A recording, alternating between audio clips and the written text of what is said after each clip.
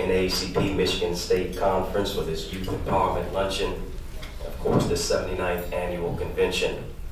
And really, indeed, this is the nation's oldest. It's the nation's boldest and largest civil rights organization. The NAACP, that being, and you ought to celebrate that. Simply because we symbolically stand on the shoulders of giants. So allow me a point of personal privilege, and I know we're in Lansing, but I do have to recognize one of Detroit's most dynamic divas. All right. And by divas, I mean divinely inspired, victorious, accomplished sisters. Right. Of course, she sits on the National Board of Directors and holds it down for the Detroit branch in NAACP. Come on, why don't you help me celebrate Miss Camilla Landrum?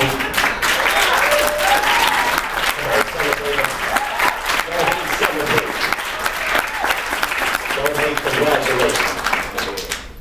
And she's doing some incredible work. Dr. King said some years ago, he said, you can't call yourself a leader if you're walking and nobody's behind you. Because in fact, you're just out for a walk. So I want you just to do me a favor by releasing your hands from that glass, that fork, that knife and spoon, and celebrate our great leaders of the NAACP. Come on.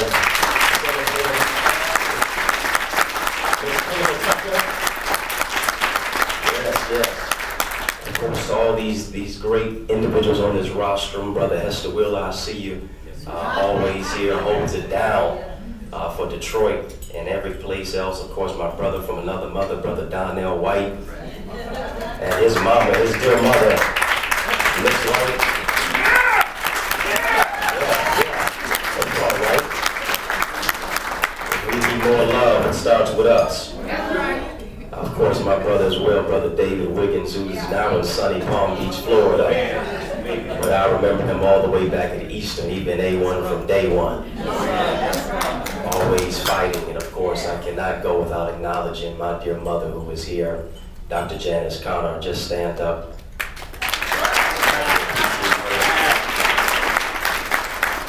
She's an evangelist. She's a prayer warrior. She's a praying mom. I wouldn't be here if it wasn't for her. She's also a Lansing native. So I tell people all the time I don't take her nowhere outside of church because they think she's my girlfriend or my wife. And she can't be messing up my game. If somebody know black don't crack, I'm sure she's like a mother here who's 80, but she look like she's 40. That's right. Amen. So I'm so glad to be able to be here. I'm straight out of Houston.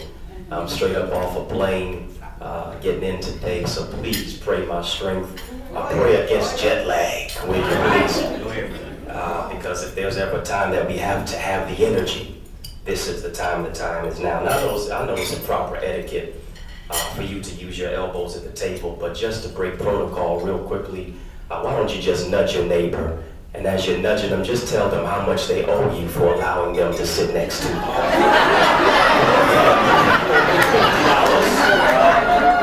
owe me $100. That's for tomorrow's tithe. Matter of fact, you owe me another plate. That big chicken looked pretty good.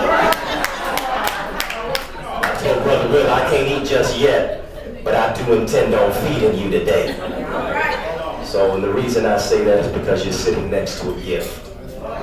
You're sitting next to somebody who's gone through some hell and high water, but they're still here. You're sitting next to somebody who is a miracle. And if they don't know, now they know. So of course today on this auspicious occasion, I really could stand up here and be intoxicated with the exuberance of my intellectual verbosity. I could stand up here and endear you in linguistic calisthenics that really it gives you a soliloquy of Plato, Aristophanes, Euripides. But I didn't come for any of these today. I didn't come here this afternoon for that at all. Rather, I came to transform your thinking. And I really want you to flip the switch on your capacity and mentality to focus with urgency. And so today, before you grab your phone to like a photo on Instagram, to tag, tweet, text, and yes, take even another selfie, I want you for these few fleeting moments to think just beyond yourself. I want you to think about all the men and women who stood up for you just so you could take a seat in this place today.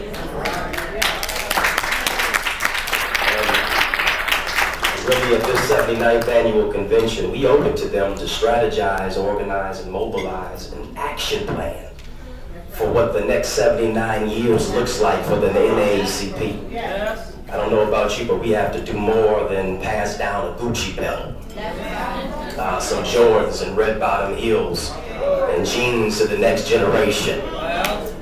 What we need is substantive, and what we need is a transfer of wealth and wisdom, because I believe the leaders that we've been looking for are seated in this room today.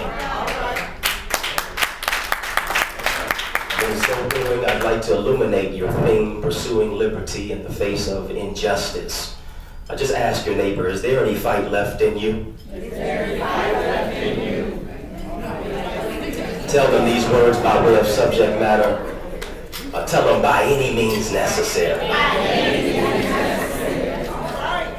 The poignant and quaint forward phrase, by any means necessary, was originally coined by a French playwright, Jean-Paul Sartre, in his play entitled Dirty Hands, in which he detailed the killer's motives and the execution of his mission. The play Dirty Hands was not focused on who did it, but the focus was on why it was done. Sartre's four-word phrase, by any means necessary, matriculated into the English lexicon during the Civil Rights era through a speech given by a man formerly known as Detroit Red, born Malcolm Little, who even lived in Lansing for a short period of time, and whom you have come to know as Malcolm X. He spoke these iconic words, by any means necessary, at the organization of the Afro-American Unity's founding rally on June 28, 1964. If Jean-Paul Sartre was here today, and him being the writer of the play Dirty Hands was seated here this afternoon and was seated at one of these tables, I would say, Jean-Paul, isn't it interesting that America has those same dirty hands? Isn't it interesting, Jean-Paul? It's the hands that are riddled with the blood of the Holocaust, that drowned 10 million African bodies in the Atlantic Ocean during the transatlantic slave trade. Jean-Paul, isn't it interesting that America's hands have blood on them? Yes. Because of the countless lynchings of black bodies swinging in the southern breeze, blood on the leaves, hanging from the poplar trees that Billie Holiday and Nina Simone so poignantly, mellifluously, melodiously, and euphoniously sang about in that song, Strange Fruit. Isn't it interesting, America, your hands are dirty because you assassinated some of the greatest leaders of the 20th century in the names of Martin, Malcolm, and Medgar in the 1960s. America has dirty hands because of the disproportionate warehousing of black males in the prison system, which commenced during Reaganomics and the pseudo-fake war on drugs of the 1980s, which has risen to astronomical heights in our times of, yes, this new Jim Crow era. No, we cannot forget, because we do not live in the United States of amnesia. But we must make America aware that its hands are still dirty, even 60 years later. 60 years later from the brutal hate crime killing of Emmett Till in 1955. And ever since the tyrannical murder of Emmett Till, I'm beginning to believe that time travel is real, because it seems as if we're living in 1955 rather than 2015. As we reside in these divided states of America, these yet to be United States of America, we must be cognizant of the fact when it is that we're living in times where every 28 hours a black male is the victim of police brutality. No, we cannot forget about our sisters too, because just this past summer, 6 black women were killed in jail just in the month of July. And what we cannot do is we cannot simply glance at the upheaval and racism that America produced by letting it off the hook. For really, it cannot sanitize its hands from the stains of the blood that was shed by countless black men and women who symbolize giants on whose shoulders we stand even today. And so, ladies and gentlemen, we find ourselves living in troubled times, facing injustice, from Ferguson to Charleston to Baltimore, Maryland to Detroit, and yes, even Lansing, Michigan. The fight for freedom, justice, and equality has yet to be realized in this country.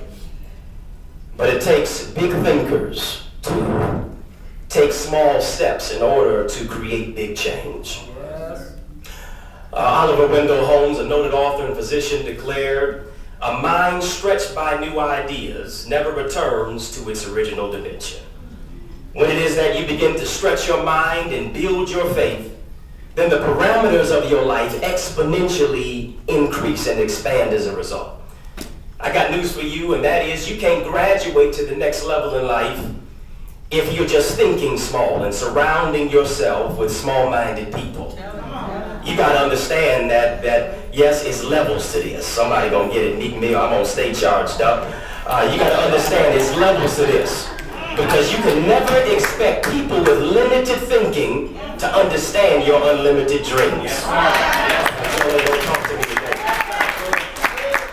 See, when the dentist hits you and drills you, you yell ouch, but when the speaker and the preacher hits you, you get quiet. But I'll soliloquize this thing today, and that is, if your dreams are affordable, then you're not dreaming big enough.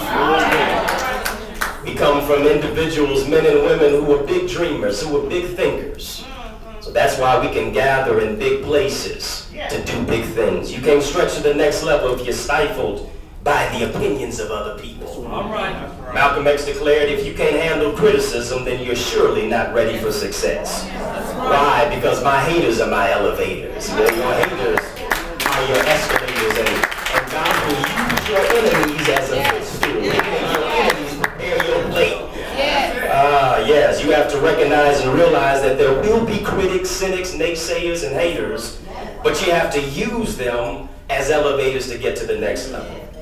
The people that you surround yourself with and the lessons you learn should enhance your growth rather than stunt it. Psychologists suggest that we learn in three ways, ladies and gentlemen. One is observation. The other one is experimentation.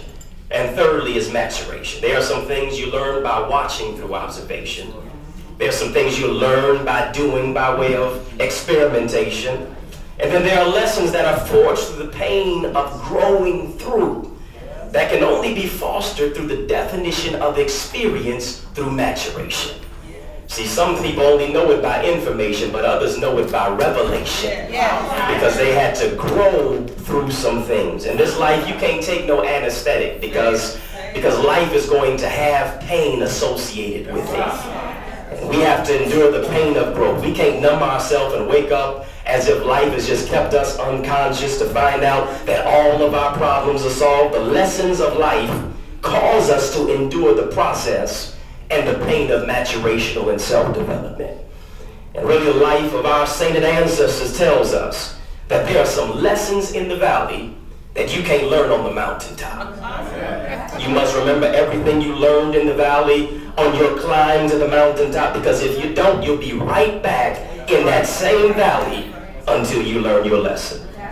And really, the reason that you labored and learned is so that you can be qualified to go out of these doors and lead today. I'm a living witness that you can't teach anybody anything who thinks they know everything. Simply because a know-it-all really knows nothing at all. And we must be open to listen and learn from the previous generation in order so that we can lead in this current generation. Because what we have here today are millennials who are not just symbolizing a monument, but are now embarking on a movement. And really, you can sit and learn all day, but it's what you do with the information that matters. You got to understand that your mind is a bank, and the information you learn is currency. Knowledge becomes like money that you can use. Essentially, the more information that you gain, the more that you have to use. But really, what is going on in our generation today, many of people are suffering from deficit currency, suffering from a lack of informational currency. The scripture says, my people perish for a lack of knowledge. And really, it's a lack of informational currency, because informational currency gives you power like a visionary. But without vision, the people perish. And if you have sight but no vision, you're still blind. When you have vision, then you can expect provision. Sir Walter Riley put it this way. He said, you see further when you stand on the shoulders of giants. Don't let the pain of your past blind you from the greatness of your future. Don't let your circumstance shrink, but you got to stand tall, because you're standing on the shoulders of those who have come before us, and their testimony to fight against oppression should cause us to move forward by any means necessary. It is here then that our lives serve as a stark reminder that freedom cost us something. Freedom ain't free, and as long as terrorism and tyranny, racism and rage continue to pervade and be perpetuated in our churches and communities, we must continue to fight. Our motto has to be forward ever, backward never. Why? Because the civil rights icon Fannie Lou Hamer suggested we did not sing "We Shall Overcome" so that when we overcame, we forgot about those who still need to come over. I propose to you, my dear brothers and sisters, have we forgot about the least? Have we forgot about the left out? Have we forgot about the lost, the overlooked, the underserved, and the underrepresented in our communities? This is indeed the 50th year of the enactment of the Voting Rights Act of 1965. And more than just voter registration, we need voter education for the protection of our rights and privileges. Former chairman of the NAACP and civil rights freedom fighter, the late Julian Bond, declared, "Good things don't come to those who wait. Good things come to those who agitate." Have you become so cynical and desensitized to violence, impoverished communities, unemployment, mass incarceration, lack of opportunities, that you refuse to agitate the system and speak truth to power? What happened to your fight? This ain't the time to throw in the towel. If we're going to dogmatically bark, we got to also have some bite too. And the bite is in the fight. Not only what it is that we lost Julian Bond this year, but we lost Amelia Boynton Robinson. We lost her to the Rosa Parks of the 1965 march in Selma, Alabama. I know you're saying, what does this baby-faced brother know about that? The question is, who will pick up the baton now to run this race after Bond is gone, after Robinson is gone? Will we bond together? Because the time for posturing is far gone. It's over now. And you can't look like a lion and sound like a kitten. We're losing too many of our young people when it is that the blood of black bodies is flowing in the street. We got to be more conscientious than just about green money. You ought to say, if you're not going to fight with me on the front lines, then don't get in my way. Just go and stand on the sidelines, because I need some real generals to me, some no-limit soldiers. Will the real freedom fighters please stand up? Some people who are about that life for freedom are interested in substantive freedom. And really they have to pursue liberty in the face of injustice. Dr. King suggested that anybody can be great because everybody can serve. And because he understood that the original gangster rap revolutionary music's lyrics suggested, if I can help somebody as I pass along, if I can cheer somebody with a word or song, if I can show some love, then my living shall not be in vain. Because we are, like W.B. Du Bois suggested, the talented 10th that must invest into the 90 of society. But what is the value of black life in America? Per pupil expenditure in the school system would say $7,500. But like 33 states have invested more into the prison system than they have into education, more into education than into incarceration. They would say $35,000 is worth it for a bed for one black or Hispanic young man. James Baldwin suggested that to be black in America and to be relatively conscious is to be almost in a rage all the time. What are you angry about? What are you mad about? What are you just having maybe something in your mind about because of what is going on in the life of my brothers and my sisters? And what we have to do is transform that anger into action. We have to transform the animosity into unity. We have to say, just like Fannie Lou Hamer suggested, I'm sick and tired of being sick and tired.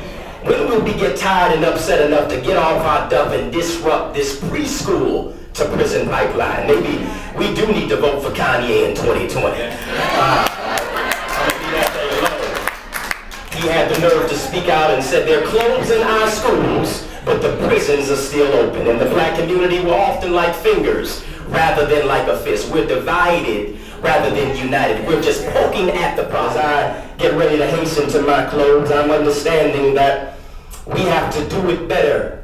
We can only do it better when we do it together. Really, coming together is a beginning, keeping together is progress, but working together is success. No longer can we be silent about the things that matter, because yes, black lives do matter. I know you say all lives matter, and yes, that's true, but there's a method to the madness, and the reason we say black lives matter is to jog and arouse the conscience of the mass majority of people who are ignorant to the fact that we matter too. But on the flip side, black lives have to also matter to black people. Because I am, we are, you are. We are our brother's keeper. What makes you think that you can hate your brother or sister that you see every day, but say you love a God that you have never seen? I am my brother's keeper. I know you come in here cheat up from the feet up. I know you come in here whipped, dip, fried, hair fried, dyed, laid to the side. You looking good. You got your red bottom heels on. I just hope your bank account ain't in the red too. I know you come in wearing St. John, but are you reading St. John? Because I'm ask the question, is there any fight that is still left in you? An African proverb suggests that the two most important dates in your life are, get this, number one, the day that you were born, but secondly, the day you realize why you were born. I know you get excited about your birthday. You celebrate it like it was a national holiday. You don't just celebrate it one day. You take all month long. Some of us get turned up, and I ain't gonna look at you because I'd incriminate you. But it's not just the day that you were born. It's the day you realize why you were born. Because the reason why you're alive is because you got a purpose. But you got to do more than just exist, baby. You got to live. The tragedy is to breathe life, but never to live life. You got to understand that no dream is unreachable, no vision is unachievable, no goal is unattainable. In this time of civil rights, we got to just, yes, we honor civil rights, but now we've got to engage in some silver rights. Yes, because when we've got a $1.1 trillion spending power, black people have to now begin to invest into other black people. We've got to invest into the black community. We've got to put our money where our mouth is. We've got to put our money where our people are. Because we're only spending 2% of our money with us. But if we took it to 10%, we'd create 1 million new jobs. If T-Mobile and Sprint can come together over $32 billion, we're stopping Pookie and Ray Ray from coming together over $3,200. We're stopping Shonda and Shaniqua, Darren and Deontay. We're taking their $32 that they have and beginning to come together. Why? Because I'm looking at Martin Luther King's, new school Martin Luther King's. I'm looking at, Coretta Scott Queens. I'm looking at new school Malcolm X, who are Fortune 500 CEOs, who are lawyers, who are scientists, who are doctors, who are astrophysicists, who may never play in the NBA, but can own a team by earning an MBA. Y'all don't hear me today. You may never be America's next top model, but you can be America's next top role model. We got to let our young people know that 92% of black people who are millionaires never threw a basketball. They weren't twerking in a video. They weren't dropping it like it's hot.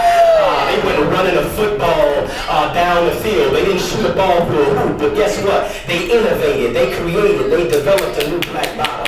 Because they understood, like Travis Smiley suggested, that young people are like Kodak film. All they need is development and exposure. And so what we have to do is we got to graduate to the next level. We've got to take our young people where they are to where they can be. We've got to train up a child in a way that they should go so when they're older they won't depart from it. We got to push our young men not to jail but Cornell and Yale, not to prison but to Princeton, not to do 4 years in a prison house, but to do 4 years in Morehouse, because a bullet is not a badge, but a bachelor's is. No longer can we have a generation of young people who are swagged out with style but lack substance. On the iPhone listening to 2 Chainz and rocking 2 chains on their neck but lacking heart. Rocking 2 studs with their earbuds, listening to Drake and Future, but unwilling to work to build their future. No longer can we have young girls who strut in high heels but have low standards. Sisters who twerk but refuse to work. Young brothers who rock high-top tennis shoes but have low ambition. Sagging goals, sagging dreams, sagging grades. If you pull up their self-esteem, they'll pull up their sagging pants. We got to do do more than listen to Jeezy, Weezy, Easy, and Jay-Z. We gotta know the voice of Jesus. Lead us into greener pastures, because you're not a whiner, you're a winner. You're not a warrior, you're a warrior. You're not a chump, you're a champion. You're not a chicken, you're an eagle. And you gotta get up out of that chicken coop when they try to clip your wings and cause you not to soar. And you clucking with chickens who gossiping, who doing all type of negative stuff. But you gotta get up out the chicken coop and you gotta take your nest to the rafters. You gotta place your eyes. Your help coming from the Lord, so we can't get amnesia. Julian Bond declared that the civil rights movement didn't end in the 1960s, y'all, but rather it continues to this very minute. It continues to this very moment. It's time to wake up. You've been sleeping through a revolution. This very minute is the time to mobilize, to build a movement. Too many of us think we're living in the United States of amnesia because you forgot about your rich history, which does not begin with slavery. You forgot about who came to fight for you to be here. Those individuals who are nameless and faceless marched for you and made a sacrifice for you to be where you are today. Civil rights made it possible for somebody to have to read your resume. Civil rights made them hire you when you were qualified, but they didn't want to give you the job. We forget where we come from. Did we forget about those who came from yesteryear? Don't forget that they made it illegal for us to read, but we produced a Phyllis Wheatley. They didn't want us to fight side by side with them, but we produced a Crispus Attucks. They didn't want us to be free, but we produced a Frederick Douglass, a Sojourner Truth, a Harriet Tubman. They didn't want us to fly, but we produced a Tuskegee Airmen, a Benjamin O. Davis, a Bessie Coleman. They didn't want us to invent anything, but we produced an Elijah McCoy, a Lewis Latimer, a Garrett Augustus Morgan. They didn't want us in their schools, but we produced a Booker T. Washington, a W.E.B. Du Bois, a Mary McLeod Bethune. They didn't want us to innovate scientifically, but we produced a George Washington Carver, a Percy Julian, and a Charles Drew. They didn't want us playing sports with them, but we produced a Jack Johnson, a Jackie Robinson, a Jesse Owens, a Althea Gibson, and showed up for Muhammad Ali. They only wanted to sentence us in court and not rush and run the court system, but we still produced a Constance Baker Motley, Eric Holder, and sure enough, a Loretta Lynch. They didn't want us running anything in government, but we produced a Barbara Jordan, a Shirley Chisholm, and Adam Clayton Powell, Douglas Wilder, Carolyn Mosley Braun, and a sitting president, a black man in a White House by the name of projecting that one of 3 black males will do time in prison, you ought to say, by any means necessary. Not my son, not my grandson, not my daughter, not my niece, not my nephew, not my cousin, because today we can reap the harvest of success because somebody sacrificed and sowed the seeds of sacrifice for us to be here. I know it's the 79th annual convention, but if you were to turn back and rewind the hands of time, 79 years ago to 1936, ladies and gentlemen, before it is that we become comfortable here at the Crown Plaza Hotel, let us remember that it wasn't that many years ago we couldn't sit in here. We could only work in here. But because somebody made the sacrifice, we are able to stand today. President Obama represents the first post-civil rights president. He is bearing the fruit of those who went before us, who walked across that Edmund Pettus Bridge, who had to face the barking dogs of Bull Connor, who faced the onslaught of fire hoses of Mississippi. This is the first generation that has the fruit of the movement without knowing the sacrifice of that movement. And I'm one of the beneficiaries of it. But our children are in a dangerous and a precarious place because we are helping them to see the success without the sacrifice. As a consequence, our children have a false sense of entitlement, acting as if they deserve this, not knowing that somebody went ahead of them in order for them to be seated here today. You got to understand, you're not here. You're not here because of your degrees. You're not here because of your bachelor's, your master's, and your PhDs. You're not here because you're so erudite and pristine. You're so sedity and sophisticated. You are here because somebody prayed for you. Somebody had you on their mind. Somebody took the time to pray for you. And my brothers and sisters, for the NAACP to be relevant, we have to do more than have bus trips to a monument. Yes, sir. We're going to have to engage in a movement. Yes, sir. Because you're not average, you're amazing. You're not good, you're great. You're not ordinary, you're extraordinary. Because you got to understand that you're divinely designed with a purpose in mind. And you got to understand that greatness is in your DNA. Why can I say that? Simply because, ladies and gentlemen, it is without quaking trepidation that I stand before you woefully unqualified. I shouldn't even be here. This hallowed opportunity and having this moment, because I stand before you, yes, as a college professor with a PhD in education, but all of that is my New Testament. And my Old Testament is that I enrolled in the school of hard knocks. I attended the University of Adversity. I'm a living witness that the least likely can do the most mighty. Yes. Because your test is a testimony. Your misery is ministry. Your mess is a message. Your stumbling block is a stepping stone. And what God does is he uses your setback as a setup for your greatest comeback. Why can I say that? Because I'm from the east side of Detroit. I'm from Warren and Connor, where there's a lot of pain, there's a lot of negativity. I got some cheerleaders in the building with me today. But if we could put on these monitors, if we had the color purple, I tell you just like Seeley, that all my life I had to fight. Just look at somebody and tell them, you sit next to a fighter, baby. Yeah, because I was diagnosed with not 1, not 2, not 3, but 4, stage 4 cancer at the age of 15. My mama would tell you that even my own biological father never visited me one day in the hospital. The doctor told me I had NHL and I thought I hit the lottery. Y'all got to forgive me today. I thought I was diagnosed with National Hockey League. I said, I'm getting ready to be the youngest owner of a National Hockey League team. He said, young man, you've been diagnosed with non-Hodgkin's lymphoma. I said, Doc, my first language is Ebonics. I'm still trying to learn English. What in the world do you mean? He said, you've been diagnosed with stage 4 cancer. I said, how in the world could that be? But I'm so grateful for a praying mama. I'm so grateful for a mother who said, you got to go to Psalm 118 and 17, who said, you shall not die, but live and declare the works of the Lord. You get knocked down, but you can get back up again. Because a champion is not one who just gets knocked down, it's one who gets knocked down but gets back up again. And the first 3 letters in cancer is, guess what? Can. You can overcome, you can survive. After battling, beating, and defeating cancer as a teenager, prior to graduating as a senior in high school, my guidance counselor looked at me in my face at the age of 17 and said, young man, Eddie, you're not going to college. Now, she's a guidance counselor. She said, you're going to never go to college. You're not going to get a GED. Matter of fact, you need to just pick up a trade. Don't even think about community college. But I stand before you today not just going to college 1 time, but graduating 3 times.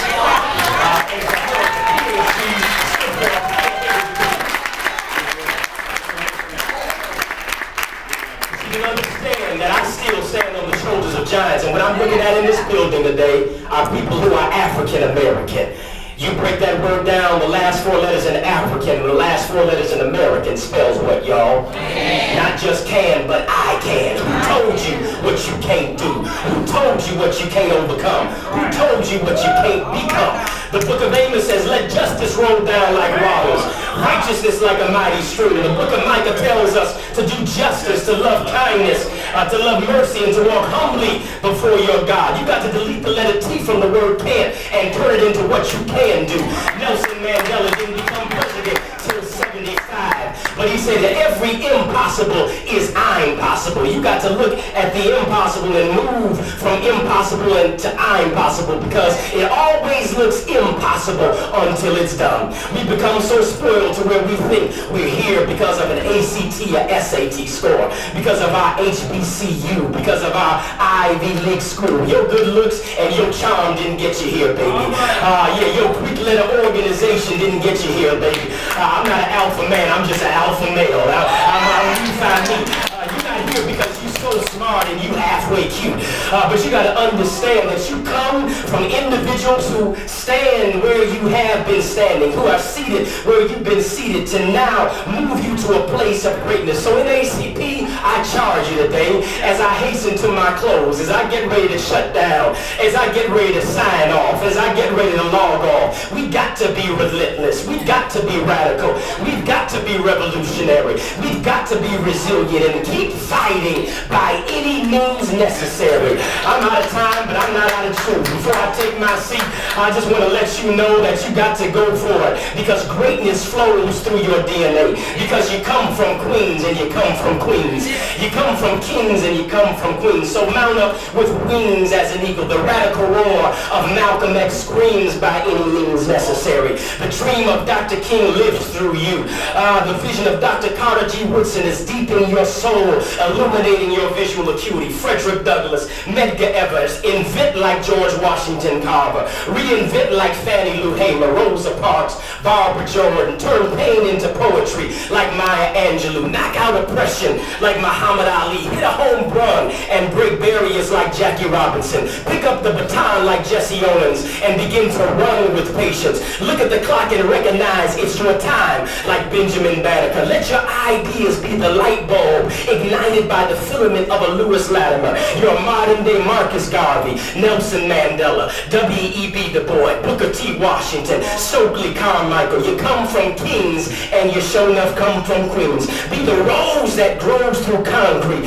Bloom where you're planted. But I'm thankful before all these other civil rights leaders. I'm grateful for the greatest civil rights soldier, and his name is Jesus. Who laid his body down, shedding his blood, and said, nobody takes my life, but I lay it down and I pick it up again. And just like Maya Angelou, I rise, I sure enough rise. You ought to say by any means necessary. I'm unapologetically rising above my obstacles. By any means necessary, I'm unapologetically anointed. By any means necessary, I'm unapologetically educated. By any means necessary, I'm unapologetically gifted. By any means necessary, you're unapologetically committed to your community. And by any means necessary, I'm unapologetically black. You ought to say, my eyes have seen the glory of the coming of the Lord. Glory, hallelujah. Glory, hallelujah. Glory, hallelujah. His truth is marching on by any means necessary.